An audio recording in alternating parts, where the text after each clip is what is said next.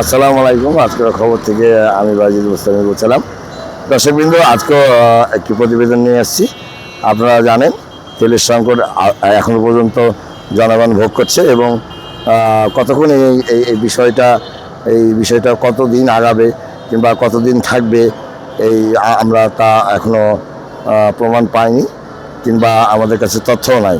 দর্শকবৃন্দ, আমাদের কাছে একটি তথ্য আছে যে পেট্রোল পাম্পগুলো দীর্ঘদিন এরকমই চলবে এবং জানি না সামনে কি হবে। তবে আমরা ধারণা করি যে আমরা যে কিছু কিছু মানুষের কাছে আমরা প্রশ্ন করেছি, তারা বলেছে যে আগামীতে কিছু কিছু পাম্প অল্প সময়ের মধ্যে বন্ধ হয়ে যাবে, একবারে অনির্দিষ্টকালের জন্য বন্ধ থাকবে।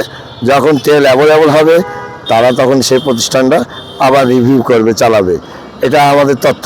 দর্শকবৃন্দ, আমি যেখানে আছি সেখানে